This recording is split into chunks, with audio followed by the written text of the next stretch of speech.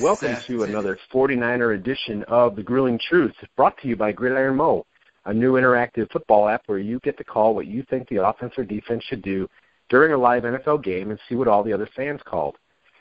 Go to www.gridironmo.com. As always, I'm your host, Matt Andruskavich for the 49ers Weekly Show, and I'd like to welcome my co-host, former Super Bowl 29 champion 49ers running back, Dexter Carter. How are you tonight, Dex? I'm doing wonderful. Great to be with you again. Well, it's always nice when we got a nice Victory Wednesday to talk about, right? Absolutely. Another big win for us. That was big because I think if they were 1-5, it would be almost impossible to even get back to 500 at that point. But, you know, with all the other NFC West teams losing and the Rams being on a bye, they are amazingly back in the race. So I got a big game tomorrow night against Seattle. But, you know, for now, hey, it was a good win. And so let's talk about the Ravens 49ers game. You know, it started out, the Niners were able to drive down right away, and they had to settle for a field goal. But on their next possession, they start on their own 20, get a couple of yards, and then all of a sudden you see Torrey Smith locked up on former 49er Sharice Wright, and he did a nice little stutter step and just a go route, and Kaepernick hit him in stride for a 76-yard touchdown. But it was a lot like that's what 49er fans have been waiting for since Torrey Smith signed. So it was really good to see that. So, you know, did your eyes get as big as mine when you saw that ball in the air going to Torrey? Absolutely, and for 2 straight weeks, we've seen continuous improvement in those type of plays. And to see the 49ers back up last week with the same type plays this week, you know, taking a chance and an opportunity to get the ball downfield to their playmakers and let Cap throw that thing, you know, on timing routes. And so it felt very good to see not only them attempt it, but be successful at it, to gain some confidence, you know, in Smith and the other guys. So a lot of great productivity, taking chances and giving their playmakers a chance to make plays. Exactly. That's what we've been kind of preaching for a few weeks now. Like, you know, don't just keep settling for these 5-yard dump passes to the tight ends and the fullbacks. You got these receivers out there. Let them go out and make a play. And so it's really good to see that. Yes, we've seen, although that first drive, as you said, you know, the Niners went down and kicked a field goal, then came back and scored the touchdown. You know, it wasn't a red zone play. But what I continue to see is more production in 10-plus yard plays. You know, 10-yard plays, 15, 20-yard plays, but they're taking an opportunity to throw the ball downfield, and they're getting those big chunks of plays. And then every now and then they'll score a touchdown on those chunk of plays. So that happens when you have time to throw the ball and you give your quarterback a chance to just sling it down the field, and, of course, give your playmakers a chance, as I continue to speak and say, chance to make a play down the field. And that's what they're doing. You know, if they fail, then they fail, but they'll fail trying. But that's what I'm impressed with the last couple of weeks in the production of what this team is able to put forth. And anytime you're able to do that, you give your players a chance to succeed. That's right. Well, as we unpack that game just a little bit, what were one or two things, other things besides giving the receivers a chance? What was one or two other things that you liked about the game? Well, one, I thought the offensive line is improving. Now, you know, they're not one of the best offensive lines in the league at this point, but I see them doing the necessary work that they need to do to give their quarterback time to throw the ball. Now, he's having to move around a number of times, but for the most part, he's able to drop back 5-7 step drops and throw the ball. Now, that same production isn't coming in the running game, but a lot of it has to do with the fact that Hyde is not, healthy. He went down, in the first half, which obviously would affect the production of the running game. Cap hadn't had to run very much, because he's been successful back there throwing for 300 yards. And but overall, I see an improvement in the passing game. I see an improvement, in just the receiver's position itself and in the quarterback position. And as I said, I see improvement in the offensive line. So, the running back position, when you have Carlos Hyde out, then you don't see as much production. But overall, I see quality improvement in every position group that's on the field from the offensive side of the ball. So if they can continue to do that and stay healthy, I think that they put themselves in a position to win and surely compete to win.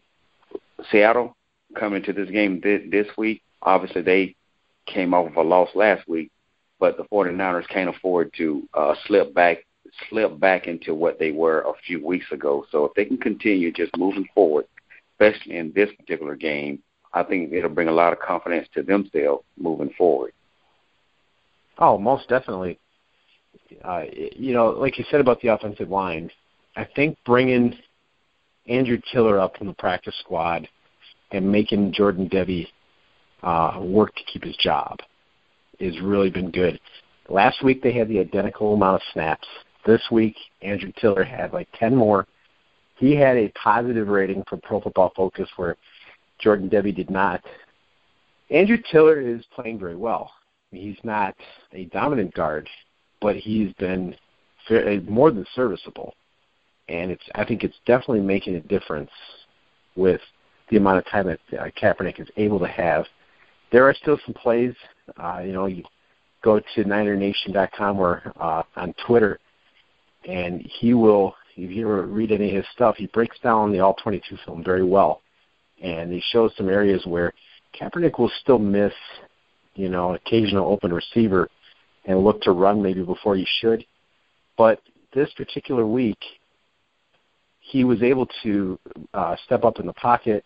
He was able to, especially when he had a clean pocket, he made some really good throws. So the results were still good. Yeah, there's still room for improvement, but you had to like what you saw out there.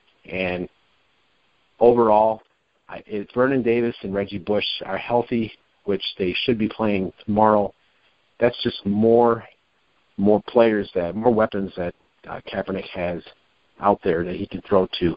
So you just hope to continue to see that. If the running game opens up, obviously they're probably going to need a complete game to win on Thursday. But against the Ravens, the passing attack was very effective. Kaepernick went for 340 yards. One other thing I really liked was their usage of Bruce Miller, the fullback. He caught a 52-yard wheel route, and he just split two linebackers and went 52 yards, caught another 20-yarder. I mean, the guy had 3 catches for 89 yards. When the fullback's doing that, that's a good thing. So Bolden was able to go over 100 yards. Torrey went close to 100 yards, and as did Bruce Miller. It was just a good overall performance. Yeah, so and having Bush and Davis back this week, as it looks like they will be, will bode well for that entire offense, and surely Cap. And, there were some throws Cap didn't make, but there's going to be plays like that every single game because I have yet to see the quarterback go 100%. So, and the more he can step up in that pocket and not get hit, the more comfortable he's going to feel. So, but I'm happy and excited the fact that, one, the line is progressing more than it was in the first few games of the season. And, again, having Bush and Davis come back into the offense right now at a point when they're needed, especially when Hyde is going down. In the passing game, I think it'll be more evident in the passing game unless Bush can really, really get in between the tackles and hit a few plays outside and use that speed, to accumulate some yards. But what I do know is he can make an impact in that passing game. The wheel route, you've already seen success on it last week with the fullback. What can Bush do if we can get that wheel route down the field and get him because he wouldn't have got caught in that same situation, as the fullback did.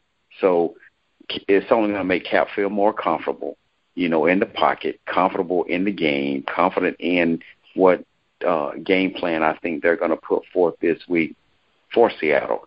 I don't see them all of a sudden incorporating a game plan that is going to be unsuccessful. So I see them having some sort of success this week, although the defense they're going against is, in my opinion, a lot better. The same way you saw Seattle make some mistakes last week, miscommunications on defense, and Carolina take advantage of that. That same kind of thing, with a great offensive game plan can happen this week. And even if it doesn't, even if miscommunication doesn't happen, you know what? You methodically move the ball down the field. You still go for those 10, 12-yard plays. And every now and then you're going to hit some 15 and 20-yard plays. And some of those may be big plays. But do not stop taking chances down the field, even one-on-one with Smith and Sherman, or getting, down the seams, where those safeties are. But, again, Davis is back this week. I would love to see the 49ers incorporate with what they're already doing, with incorporating Davis in a similar fashion that New England uses Gronkowski.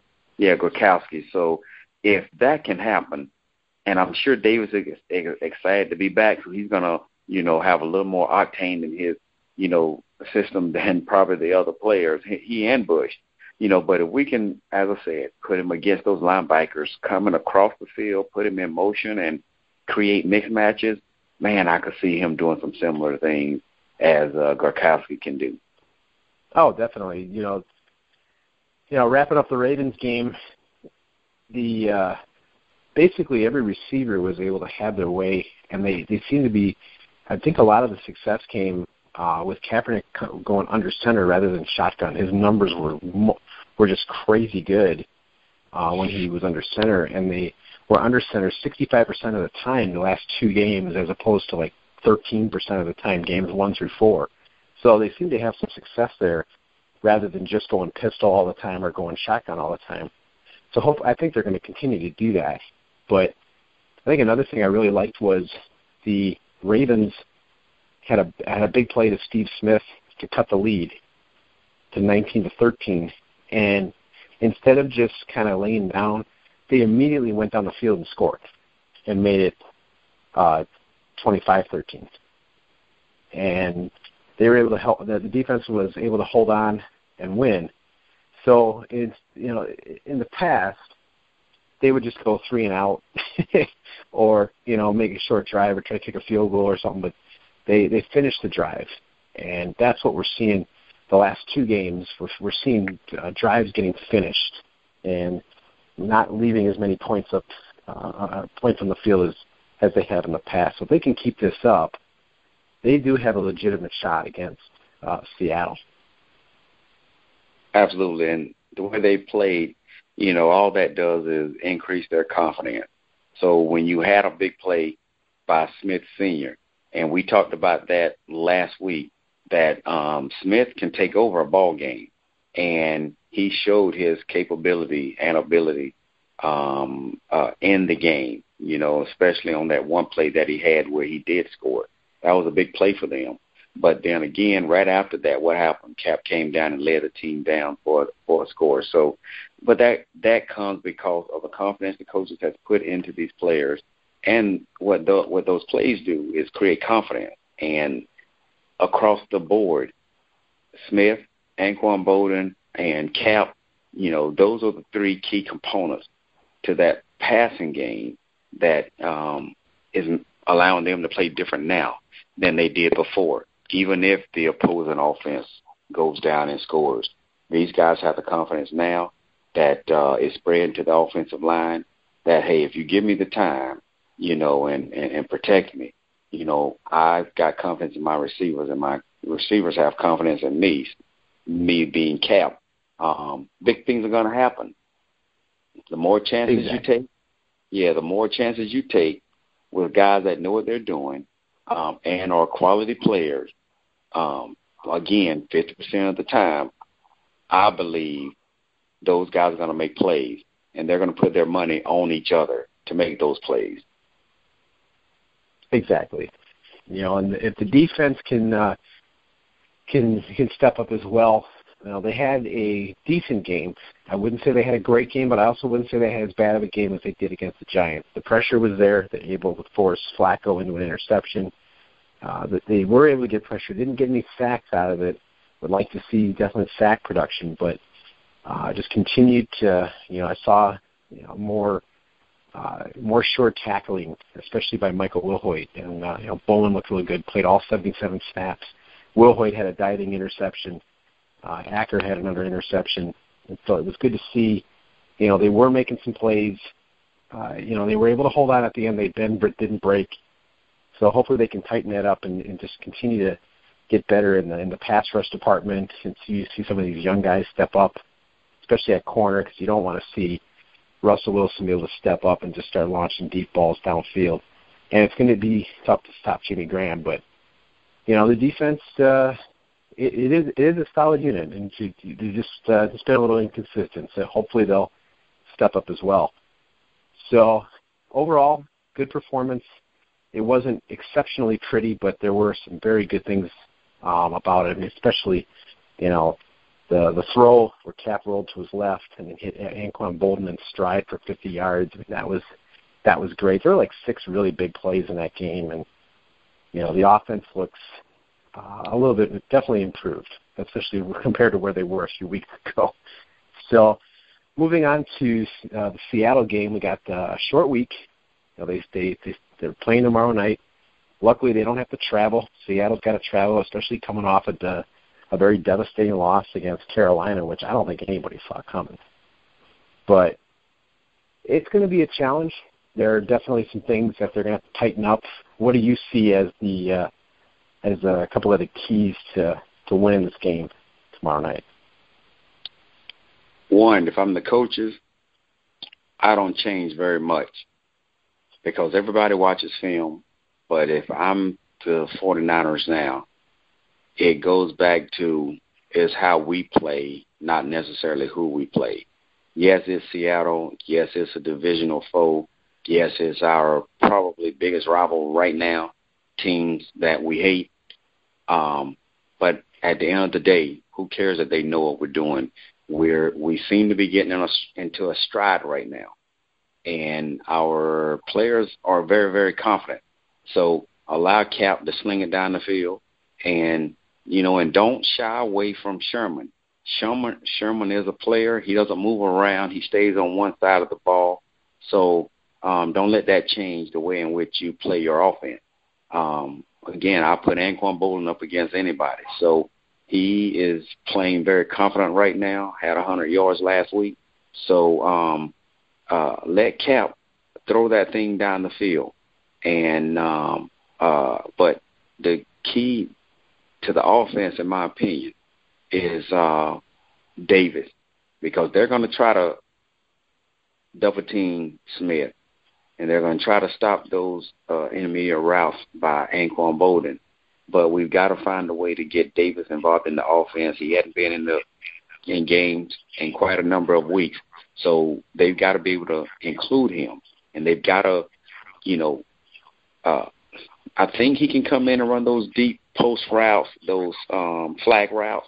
But I say he's going to take advantage, if they allow him to, the middle part of that field, from a crossing route perspective or just down the middle of the field. So those kind of things I think they got to stick to. They can't allow, whether it's a 3-and-out or a 5-and-out or punting the ball, affect sticking to the game plan, because Cap is very confident right now.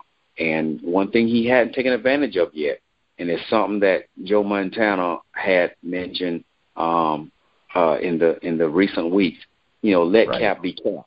Yeah, I say let Cap be Cap. He's been throwing the ball really well from the pocket, moving around well.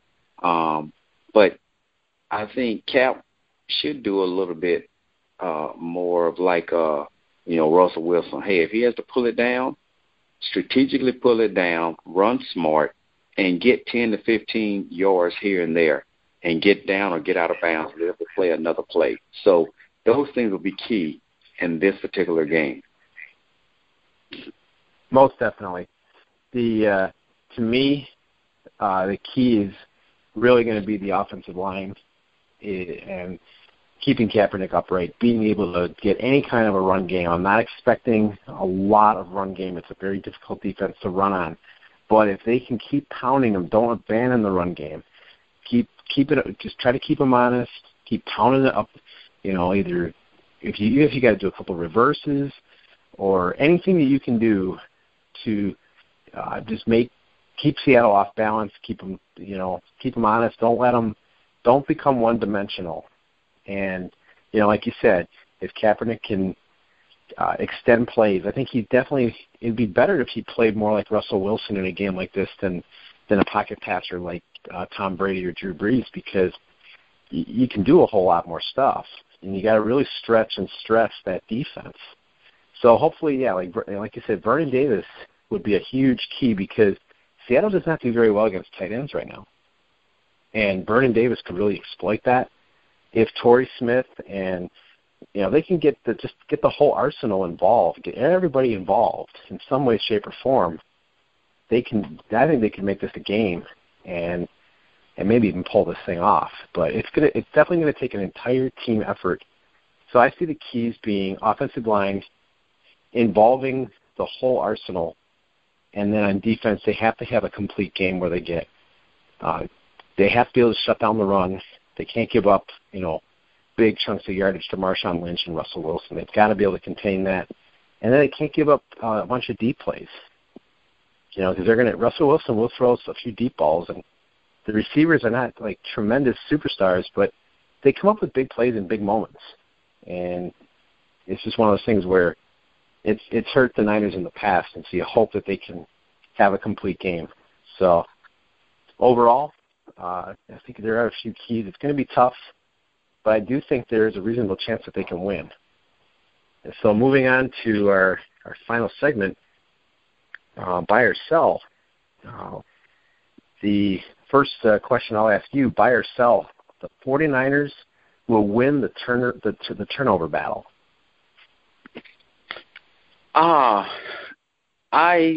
You know what? I'm trusting Cap. And I do believe they will win the turnover battle this week. I don't think either team would turn it over very much, but I believe that Cap will protect the ball. I think his receivers will protect him if the ball's thrown up. And I think the run game, we've been protecting the ball well so far. So, and I don't think Marshawn Lynch is going to turn the ball over. I don't think, Russell, he'll protect the ball. So, but I think because we're at home, that's the only reason I'm going to give us the edge from a turnover perspective. So I think the 49ers will win the turnover battle. All right. Okay. And we have, my buy or sell for you is, will the 49ers get 20 points on offense? Tough call. I am going to buy that. I'm going to say they're going to get 21. I think they're going to score 3 times. And the hope is that they can keep Seattle to about 17. But, yeah, I think we're going to hit 21 points. I will buy that. Okay. All right. Last question for you then. Buy or sell? Marshawn Lynch will be held under 100 yards rushing. Will the beast be held under 100 yards? I think the beast is due. Now, I don't think I'm not going to let this determine whether my prediction in the game, who's going to win or lose. But I think with Marshawn Lynch coming to the barrier and home is right across the Bay Bridge, and he's wanting to perform in front of his home crowd, just being real, his home, he's going to have family at the game. So I think, the beast is going to rise to the occasion, and he will get 100 yards. Well, as long as it ain't like 160, right? Hey, no, 101. All right. And, so that's hopefully they don't those aren't really strategic yards. Hopefully those are just there's times where they won't matter as much. But, yeah, you're probably right about that. He's probably going to get his at least part of the game. Exactly. Okay, my buy sell for you is will Cap commit any turnovers?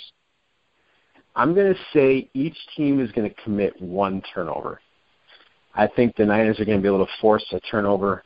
I'm going to say a fumble. They're going to get to Russell Wilson and make him fumble. It's happened a lot this year. But I'm going to say Kaepernick's going to throw one interception. It's happened so many times, it's very hard for me to see him not throwing any. But the improvement is that he's not going to have multiple. I'm going to predict that there's going to be one turnover by each team, and it will not be ugly like it's been the last couple of times that they've played. Okay, yeah, and one thing pertaining to the turnovers, what Seattle does a very, very good job of is getting their hands on the ball and not necessarily intercepting it off the initial touch. But if the ball ever gets tipped in the air, they do a very good job of corralling that ball and bringing it in. So, there's a good possibility that, there could be a turnover from that perspective. That's kind of how I'm seeing it. Some kind of a tip situation, and I'm hoping it'll be like, late in the second quarter or early in the third quarter where it won't be, a major impact play like it would be like at the end of a game or something like that. But I'm thinking something like that is going to happen. It's just a matter of can they weather the storm and not commit multiple. Exactly. And this has nothing to do with the buy or sell, but I wanted to, make sure I hit this point pertaining to Seattle's defense before we close out this segment. The key player to the game that I think from Seattle's perspective, I don't think it'll be, Lynch. I don't think it'll be the offense. After seeing the performance of this kid, if our offensive line cannot contain or control the pressure that Cap will get from Cliff Orval, yep, he's going to create some disruption for us in our backfield. That guy there is playing, in my opinion, some of his best ball right now, and it's difficult with they move him around, and it's difficult for offensive lines to control him. So if we can block him and keep him out of Cap's face, keep him from making plays on the run game and the passing game, then I think we'll have a much more smoother run in the game. I think he's more key than Chancellor or Sherman in that defensive secondary.